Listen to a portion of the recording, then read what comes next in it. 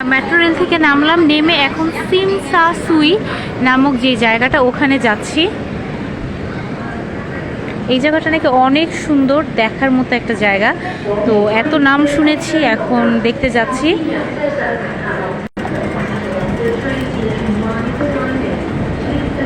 উঠছি, এখন যাচ্ছি। এখানে সবাই খুব সুন্দরভাবে নিজেকে প্রেজেন্ট করেছে। তো যাই হোক, আমি ধীরে ধীরে যাচ্ছি গন্তব্যস্থলে। আরেকটা মজার বিষয়, এখানে আমি একটা কার্ড নিয়েছি।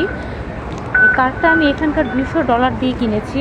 এখন এই কার্ডটা পাঞ্চ করে দেন আমি এদিক থেকে বের হলাম। এই হচ্ছে সেই কার্ড। কার্ডটা যদি আপনার কাছে না থাকে তাহলে আপনার বারবার টাকা পেমেন্ট করতে হবে, অনেক ঝামেলা, হ্যাসেল। এই কার্ডটাই হচ্ছে এখানে সবচেয়ে ইজি ওয়ে এখানে ঘোরার জন্য। তো দেন এই কার্ডটার একটা বিশেষত্ব আছে, আপনি যখনই এখানে আসবেন, হংকংয়ে আসবেন, তখনই এই কার্ডটা ইউজ করতে পারবেন। এবার 10 বছর পরে আসেন বা 5 বছর পরে আসেন, জাস্ট আপনি পেমেন্টই করবেন অ্যান্ড এটা আপনি ইউজ করবেন। তো এই জিনিসটা খুব মজার, যার জন্য আমি কার্ডটা নিয়েছি। এদিক থেকে এখন যাচ্ছি এবং এখানকার রোডগুলি কোথাও কোনো নাই, নিট অ্যান্ড ক্লিন রোডগুলো, মাশাআল্লাহ।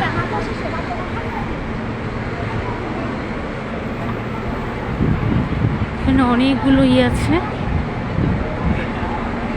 যাওয়ার পথে অনেক কিছু দেখা যাচ্ছে। এই তো রোড দিয়ে যাচ্ছি, এখানে বাসগুলো আছে, স্টপগুলো আছে, সুন্দর, অনেক সুন্দর গুছানো। হংকং তো চায়নার পাশে, তো চায়নার থেকেও বেশি সুন্দর এই জায়গাটা। আমি একবার এক্সপ্লেন করতে যেয়ে বলেছিলাম যে চায়না অনেক সুন্দর, বাট এই জায়গাটা আমি আসার পরে আমার এই ধারণাটা টোটালি চেঞ্জ হয়ে গেছে। এই জায়গাটা চায়না থেকেও অনেক সুন্দর। ওকে, যেতে যেতে সামনে পানির একটা ফোয়ারা দেখা যাচ্ছে, ভালোই জায়গাটা, মাশাআল্লাহ। সামনে যাচ্ছি, এই পাশে খুব সুন্দর সুন্দর এগুলো আছে। পানির ফোয়ারাটা অদ্ভুত সুন্দর, অদ্ভুত সুন্দর পানির ফোয়ারাটা। আর এই হচ্ছে একটা বিল্ডিং, অদ্ভুত সুন্দর, অদ্ভুত সুন্দর বিল্ডিংটা। দেন এই রোড ক্রস করছি এবং অদ্ভুত ব্যাপার, রাস্তায় গাড়ি টাড়ি সব থেমে গেছে, কোনো কিছু এখন সামনে আসবে না। এটা প্রত্যেকটা দেশেই এই ডিসিপ্লিনটা আছে, একমাত্র বাংলাদেশ ছাড়া। এই তো অদ্ভুত সুন্দর।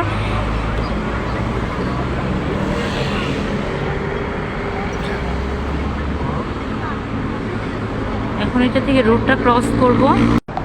এখন ধীরে ধীরে কাঙ্ক্ষিত সেই জায়গায় যাচ্ছি। শুধু আমি না, অনেক লোকজন আছে এদিক দিয়ে যাচ্ছে। তো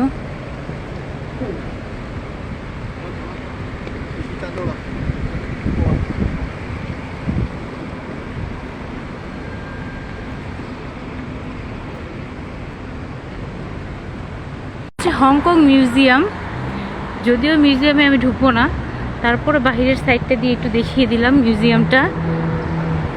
ঢোকার মতো ব্যবস্থাও নেই এখন, কারণ রাত হয়ে গেছে। সো এখন ঢোকা সম্ভব না, ওদের মিউজিয়াম অফ হয়ে গেছে। চলে এসেছি। এটা হচ্ছে মূলত একটা সমুদ্রের পাড়, হাজার হাজার মানুষ এখানে। এবং আনফর্চুনেটলি এখানে আমি একটা বাঙালি একটা ভাইয়ের সন্ধান পেয়েছি। তাকে যখন আমি কোশ্চেন করেছি যে এই জায়গাটা কোথায়, মেট্রো থেকে নামার পরে উনি আমাকে বলল যে এই জায়গাটা হচ্ছে একদম অদ্ভুত সুন্দর, একদম অদ্ভুত সুন্দর জায়গাটা। ক্যামেরাতে কতটুকু আমি ক্যাপচার করতে পারবো, কতটুকু আমি দেখাতে পারবো আমি জানি না, বাট জায়গাটা অদ্ভুত সুন্দর, অসাম একটা জায়গা। ক্রুজের ব্যাপার আছে এখানে, তারপরে লাইটিংয়ের ব্যাপার আছে, অন্ধকার শূন্য, খুবই সুন্দর একটা জায়গা, অদ্ভুত সুন্দর, অদ্ভুত শান্তিময় একটা জায়গা। এখানে আসলেই মনটা শান্ত হয়ে যায়। তা আমি যখন অনলাইনে নামটা যখন দেখেছি তখনই আমার কাছে মনে হয়েছিল যে যাব, পিকচারটা দেখে একটুই লেগেছে। তারপরে যখন ভাবলাম যে হ্যাঁ আমার হোটেল থেকে একদম কাছে, তো দেন আমি রওনা দিলাম। রওনা দেওয়ার পরে দেন তখন আমি জানতে পারলাম যে নিচে যে আমার রিসেপশনে যে ছেলেটা ছিল সে আমাকে বলে এখান থেকে কার্ড বাই করলে খুব ইজিভাবে ঘোরা যায়। তো রাইডটা আমি নিলাম, নিয়ে খুব ভালোভাবে আমি ঘুরলাম। তো ঘোরার পরে এক পর্যায়ে আমি এখানে বের হওয়ার পরে এখানে আসার পথে যখন আমি ব্লগিং করছি, কথা ভয়েস দিচ্ছি, তখন পাশ থেকে এক ভাইয়া বলছে আর ইউ বাঙালি? আমি ইয়েস আই এম বাঙালি। তারপরে দেন তার সাথে পরিচয় কথা হওয়ার পরে সে আমাকে আর কি, আমি একটু ভুল পথে যাচ্ছিলাম, সে আমাকে একটু রাইট ওয়ে দেখাই দিল যে আপু আপনি এই ওয়েতে যান, এটা হচ্ছে একদম রাইট ওয়ে। তো পরবর্তীতে দেন আমি চলে এসেছি, অদ্ভুত সুন্দর লাগছে জায়গাটা, এই হচ্ছে ব্যাপার। আর এখানে ক্রুজগুলোও খুব সুন্দর করে গুছানো আছে। দ্যাটস ইট, আজকে ভিডিওটা এই পর্যন্তই, টাটা।